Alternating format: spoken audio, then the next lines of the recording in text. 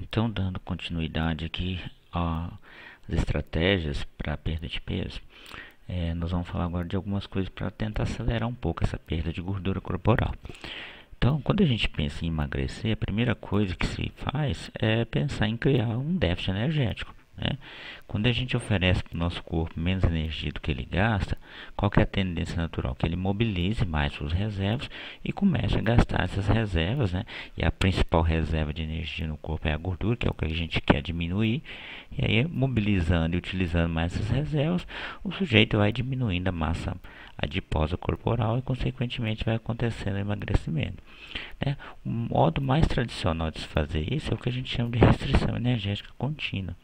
Então, restringe-se aí, né? A literatura mostra estudos que variam em uma restrição de 15 a 60%, mas de modo geral, a gente restringe geralmente 15 a 25% da energia total que a pessoa precisa, né? Por exemplo, se a pessoa precisa de 2.000 quilocalorias, 15 a 25% disso, e oferece para a pessoa uma dieta, um planejamento alimentar com um valor energético abaixo daquilo da necessidade da pessoa.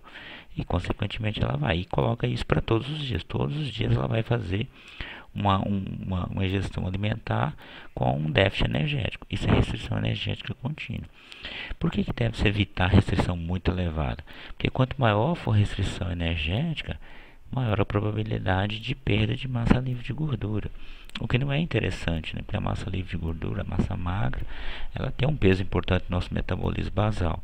E além do que, se a restrição for muito elevada, a tendência em relação à adesão é mais baixa, né? Na prática, reduzir 250, 500 quilocalorias por dia já é o suficiente para preservar a massa livre de gordura e é suficiente também para induzir a perda de peso. Uma outra referência que a gente pode usar é limitar essa perda de peso semanal a 1% do peso corporal. Então é só fazer a conta em relação ao peso total da pessoa e fazer um trabalho para que haja uma perda de no máximo 1%, né? A perda de peso ela precisa ser lenta para que ela seja sustentável e depois seja mantida. A literatura científica ela tem esbarrado nessa questão da baixa adesão, né? E aí alternativas em relação a essa restrição energética contínua, que é o que a gente usa tradicional, têm sido testadas.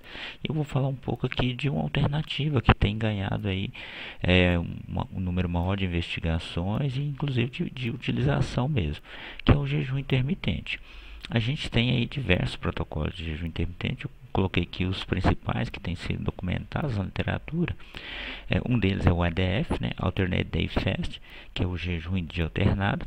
Nesse protocolo, o sujeito faz um dia a dieta normal ou dieta ad libitum. Normalmente, nos estudos científicos, a gente vê dieta ad libitum, ele come à vontade, né, acaba fazendo a ingestão habitual dele. E no dia seguinte, como é em dia, jejum em dia alternado, aí no dia seguinte ele faz um jejum, né? Há casos em que a proposta é que se faça um jejum total, ou seja, só ingere líquidos não calóricos. Mas essa proposta ela não tem ganhado muita força não. A fome é muito grande e a adesão é muito baixa. Então o que se mais utiliza é no dia de jejum fazer uma restrição mais elevada, de 75% das calorias, tá? E aí o sujeito vai então ingerir no dia de jejum apenas 25% da energia que ele precisa, geralmente concentrado em uma refeição só. Na maior parte das vezes na metade do dia, entre meio-dia, 2 horas, meio-dia, 4 horas, tá? Mas nada impede que você faça uma coisa um pouco mais suave. Em vez de fazer uma restrição de 75% no dia de jejum, faça de 50%, de 30%, de 40%, né? Um outro modelo é o 5-2 diet, que é 5 dias de dieta habitual, ad libitum, seguido de 2 dias com jejum, aí com a restrição entre 25% e 75%. Normalmente nos estudos se aplica uma restrição de 75%. E nessa condição, de modo geral, nos dias de jejum, né, as mulheres estariam consumindo próximo aí de 500 quilocalorias e os homens próximo de 600. Há também proposta de se fazer jejum total nesses 2 dias. Também é muito agressivo e a tendência é que a adesão seja baixa. O ideal é manter alguma ingestão calórica nesses dias. Um outro modelo, que é um pouco diferente, que é o Time Restrict Feeding. Nesse modelo, o sujeito vai restringir, né, vai fazer um jejum diário de pelo menos 12 horas. Os mais comuns são o 16, 8 e 24. O 16, 8 implica em fazer 16 horas de jejum e uma janela alimentar de 8 horas. Então, o sujeito, por exemplo, pode se alimentar, fazer a primeira refeição do dia ao meio-dia e a última até 8 horas da noite. Aí ele não vai tomar, por exemplo, o café da manhã. Ou então ele pode fazer a primeira refeição 10 horas da manhã e a última refeição 6 horas da tarde. Então ele tem uma janela alimentar limitada a 8 horas. E vai passar 16 horas sem ingerir alimentos calóricos, né? Claro que a água e outras bebidas não calóricas podem ser ingeridas. O 24 é mais agressivo ainda, que aí são 20 horas de jejum com uma janela alimentar de apenas 4 horas. Isso se faz todos os dias. Então é um modelo aí que ele vai mais próximo da restrição energética contínua, só que ele tem um horário aí, um período de janela alimentar mais reduzido. Aqui nessa tabela a gente tem, né, a autora fez um modelo aqui desses jejuns intermitentes, por exemplo, no 5-2 diet, aí na segunda jejum, na terça jejum, quarta, quinta, sexta, sábado, domingo, o sujeito se alimenta, né?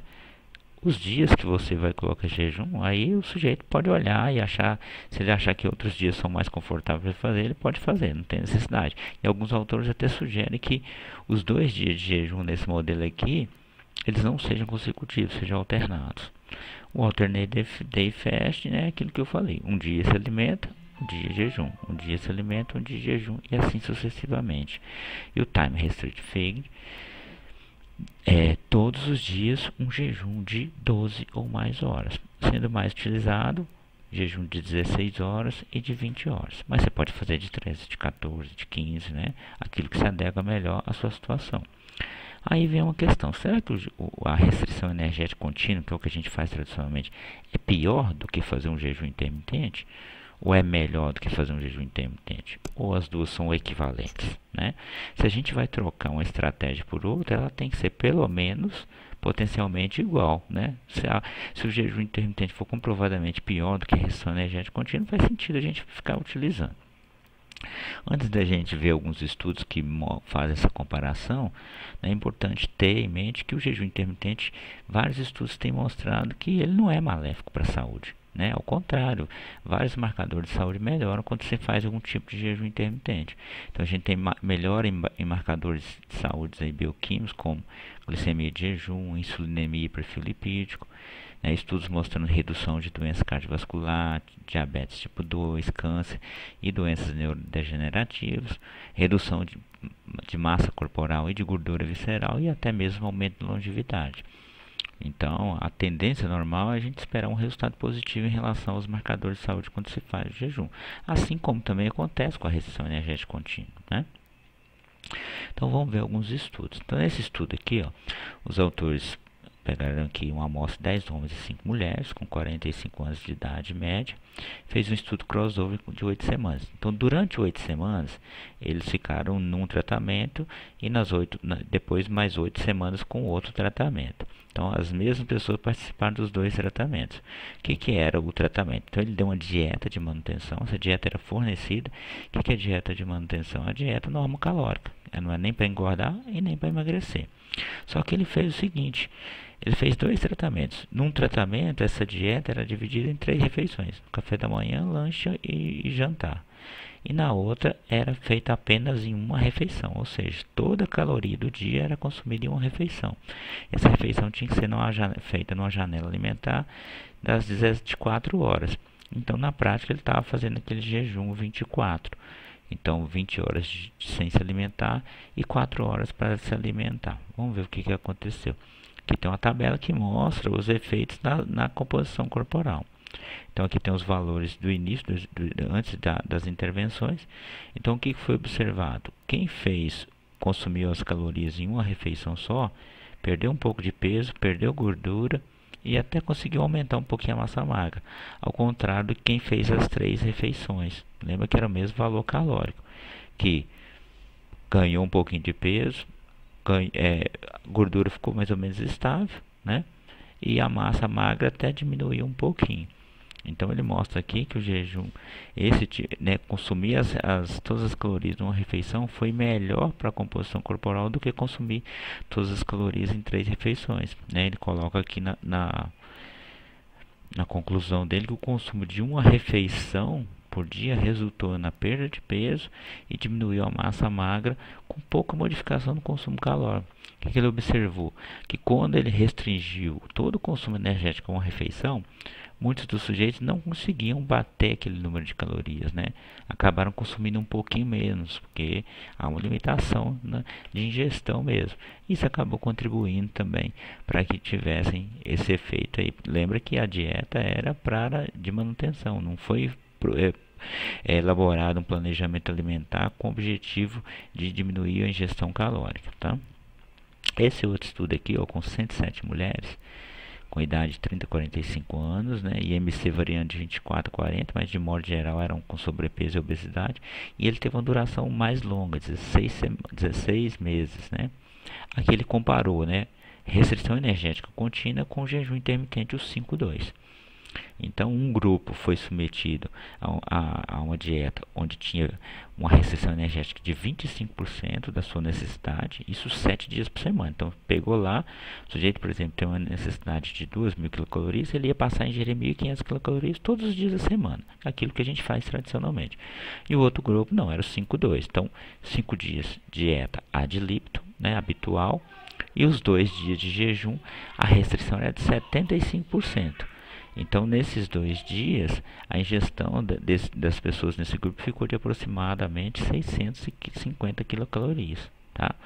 O grupo da restrição energética contínua ingeria em média 1.400 a 1.500 quilocalorias. Um detalhe aqui, ó, que no grupo restrição energética contínua, iniciaram o estudo 54, terminaram 47. No jejum intermitente, iniciaram 53, terminaram 42. Então, houve uma adesão um pouquinho maior aqui na restrição energética contínua, mas nos dois grupos a adesão foi boa, né? E ao longo no final de 6 meses, avaliou a perda de peso média, né? E olha o que a gente vê. Redução média na restrição energética contínua 5,6 kg, jejum intermitente 6,4. Então são resultados equivalentes, né? Tanto que ele coloca aqui na conclusão que a restrição energética intermitente, nesse modelo aqui 5,2, que foi o que foi testado, ela é tão efetiva quanto a restrição energética contínua em relação à perda de peso, sensibilidade à insulina e outros biomarcadores. E ainda diz que ela pode ser oferecida como uma alternativa equivalente à restrição energética contínua, né, para perda de peso e redução de risco a doenças. Então, esse autor que mostra nesse estudo que as duas estratégias, pelo menos da maneira que foi investigada aqui, foram equivalentes. Então, se o sujeito não quer fazer uma dieta com restrição todo dia, ele pode fazer em 2 dias na semana e mesmo assim ainda ter um resultado adequado, né? Aqui a gente tem uma revisão, os autores pegaram vários estudos, né? Eles observaram que tinham 11 estudos com restrição energética contínua e 7 estudos só com jejum intermitente. E eles avaliaram aí, fizeram uma avaliação de alguns parâmetros em relação à redução da massa corporal. Então eles observaram que a restrição energética contínua, de modo geral, os estudos variavam de 3 a 12 semanas, o jejum intermitente também de 3 a 12 semanas. E foi observada uma redução de peso corporal média, né, aí peso corporal mesmo, né, a massa total, de 5 a 8% na restrição energética contínua, de 4 a 8% no jejum intermitente, ó, algo muito parecido, né. Em relação à redução de gordura, que é o que mais interessa, porque aí é que caracteriza o emagrecimento, 10 a 20% na restrição energética contínua, 11 a 16% no jejum intermitente. Também é algo muito parecido, né? Aqui embaixo que é um pouquinho de diferença, que na perda de peso observada aqui, 75% de gordura e 25% de massa magra. E aqui 90% de gordura e 10% de massa magra. Nesse estudo aqui, eles chegaram ao entendimento que os estudos avaliados aqui pelos autores, né, o jejum até preservou mais a massa magra do que a restrição energética contínua. Mas, de modo geral, a gente vê resultados muito parecidos, né, para as duas estratégias. Eles falam ainda que os resultados podem ter sido influenciados por diversos fatores, por exemplo, alguns estudos com populações muito diferentes da outra, estudos com protocolos de controle de dieta diferentes, né? E aí eles falam que os achados deles, esses resultados aqui, mostram, né, sugerem que essas dietas, né, o jejum intermitente aqui, ou a restrição energética contínua, são igualmente efetivo na redução do peso corporal, da massa de gordura, né? E ainda fala que o jejum intermitente mostrou-se um pouco mais efetivo na retenção da massa livre. Então, né, eles estão aqui, na verdade, apoiando o uso do jejum intermitente como uma estratégia interessante para o emagrecimento. Esse outro estudo aqui é interessante, que o autor ele pegou várias pessoas com obesidade, tá? E submeter essas pessoas a situações bem diferentes. Ele fez 4 grupos aqui, né? Ele usou aqui o jejum alternate day fast, que aquele dia come, dia jejum, né? E é só que ele fez? Ele fez um grupo onde as pessoas faziam jejum intermitente em dia alternado, mais exercício físico 3 vezes por semana. Um outro grupo só fazia o jejum em dias alternados. O outro grupo só fazia o exercício 3 vezes por semana. E um grupo controle aqui que nem fazia exercício nem fazia dieta. O grupo que fez o jejum, né, os 2 primeiros grupos aqui, no dia de restrição energética, no dia de jejum, eles faziam uma restrição de 75%. Então era uma refeição só com 450 quilocalorias entre 12 e 14 horas. Tá? E nas primeiras 4 semanas essa refeição foi fornecida pelos pesquisadores, depois eles orientaram o pessoal a continuar fazendo por conta própria. O estudo teve 12 semanas de duração, o pessoal era estimulado a tomar água, né? E café e chá sem açúcar eram liberados. Olha os resultados. Em relação à perda de massa corporal total, o pessoal que fez jejum mais exercício perdeu 6 quilos. Quem fez só jejum, 3. Quem fez só exercício, 1 quilo só. O grupo controle não perdeu nada. Em relação à gordura corporal, quem fez jejum e exercício, perdeu 5 kg de gordura. Quem fez só o jejum, perdeu 2 kg. Quem fez só exercício, perdeu 1 kg. E na massa livre de gordura, ó, quem fez jejum com exercício, ele coloca até 0 aqui, mas na verdade o valor foi menos que 1, então mais próximo de 1, né? Ou seja, uma retenção boa de massa magra. Quem fez só o jejum, menos 1 kg, exercício também. Então, mostrando aqui que a combinação de jejum com a dieta foi a mais eficiente para perda de peso, né? E aí um detalhe, o exercício que foi colocado aqui era exercício aeróbico, só 3 vezes por semana. Se tivesse colocado um exercício resistido, isso poderia potencializar ainda mais a retenção de massa magra. Então, mostrando que o jejum em dia alternado aqui teve uma boa resposta para o emagrecimento, muito mais eficiente que fazer só o jejum sem o exercício, e muito mais eficiente ainda do que fazer só o exercício. Há muito questionamento em relação a se fazer o jejum vai fazer o sujeito perder massa magra, né? Esse estudo aqui, ó, foi feito com bodybuilders, né, praticantes de musculação em período de Ramadã, muçulmanos, né? Então essas pessoas, os muçulmanos, durante o mês sagrado deles, que é o Ramadã, eles têm que fazer, né, isso é uma questão religiosa, eles têm que fazer jejum durante todo o dia, desde o nascer do sol até o pôr do sol. E é um jejum que não é um jejum que a gente não recomenda para ninguém. Primeiro, porque em vez de aproveitar o período noturno, você tem que fazer ele de dia. E segundo, que é jejum total. Não pode comer nem alimento nem ingerir líquidos, né? Então não bebe nem água. Você tem um problema aí com a questão da desidratação. Nesse estudo aqui ele foi feito, né, no ano que ele foi feito, o Ramadão foi em agosto, foi de 1/8 até 30/8, e o período de jejum dava aproximadamente 15 horas, tá? As pessoas tinham em média 25 anos e pelo menos 1 ano e meio de experiência com o treino de musculação. Aí ele pegou os 16 indivíduos que iam participar e dividiu em 2 grupos. Um grupo ia treinar no fim do jejum, então você passava o dia inteiro em jejum, aí no final da tarde, antes de fazer a primeira refeição, após o jejum do dia, né, ele treinava. E o outro grupo não, ele esperava terminar o jejum à noite, né, fazia uma refeição e depois treinava, porque ele queria ver se a pessoa treinando em jejum seria melhor ou pior. Então pensa mesmo, sujeito acordou lá, passou o dia inteiro em jejum sem tomar água e ainda treina em jejum, né? E ele fez avaliações 2 dias antes e no 29º dia. Olha só os resultados aqui. Então a gente tem aqui nessa tabela mostrando a questão da ingestão energética. aqui antes do Ramadã, o pessoal que treinou, fazia o treino no final do dia em jejum, o pessoal que fazia o treino depois de alimentar. Então ingeria 3.500, 3.400, depois passou para 3.400 e 3.600. De modo geral, a gente vê o seguinte, né? Na ingestão de proteína, ingestão de proteína, ingestão de calorias, eles não pararam de ingerir as calorias.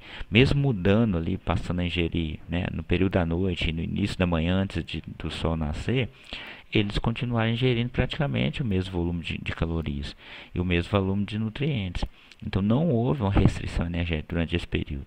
E aí o que acontece? Olha só, a gente vê aqui do lado de cá, na tabela aqui, a massa corporal, tanto daqueles que faziam o treino em jejum ainda, e aqueles que faziam o treino depois de se alimentar. 79,9, 79,2, 79,1, 79. Gordura corporal de 14,6 para 13,9, diminuiu um pouquinho. Gordura corporal 13,6 para 13,2, diminuiu um pouquinho. Massa magra, então o cara passou o dia inteiro em jejum, sem tomar nem água, e ainda teve um grupo que ainda treinou enquanto estava em jejum. Ó. Grupo que treinou enquanto estava em jejum, ó, 68,2, 68. Praticamente não mudou nada. O grupo que treinou depois de se alimentar, 68,3, 68,6, aumentou até um pouquinho. Então não interferiu em nada, mesmo um jejum agressivo como esse não interferiu nada na massa magra, mas também eles fizeram uma ingestão alimentar que era mais ou menos semelhante ao que eles faziam, eles não restringiram a energia. Aí na conclusão ele coloca, né, que o treino de hipertrofia em jejum ou alimentar durante o Ramadã não afetou a massa corporal e a composição corporal dessas pessoas, né? Então sustentou aí a massa do sujeito, tá? Então, para finalizar, né, a gente três questões aqui. O jejum intermitente é eficiente para a perda de peso? Sim, esses estudos têm mostrado isso, né? O jejum intermitente é melhor do que outras estratégias para a perda de peso? Aparentemente não. Obviamente que ele será melhor para algumas pessoas, aquelas que tiveram adesão maior a ele, né? Aquelas pessoas que não estão muito bem com a restrição energética contínua, pode se dar melhor com o jejum intermitente por questão de adesão. O jejum intermitente é prejudicial à saúde? Não. Né? Os estudos não relatam efeitos adversos. Isso não significa que não ocorra. Né? Mas, de modo geral, a gente tem até estudos mostrando benefícios em relação a marcadores de saúde. Né? Considerando tudo isso, a gente pode entender que o jejum intermitente ele é uma opção para a perda de peso. Então a gente não é um nutricionista, ele não precisa ficar restrito só a fazer aquele planejamento alimentar com restrição energética contínua, que é o que tradicionalmente a gente faz. Né? O jejum intermitente é uma ferramenta que pode ser agregada no trabalho do nutricionista no dia a dia para promover a perda de peso nas pessoas. Tá? Então, aquele abraço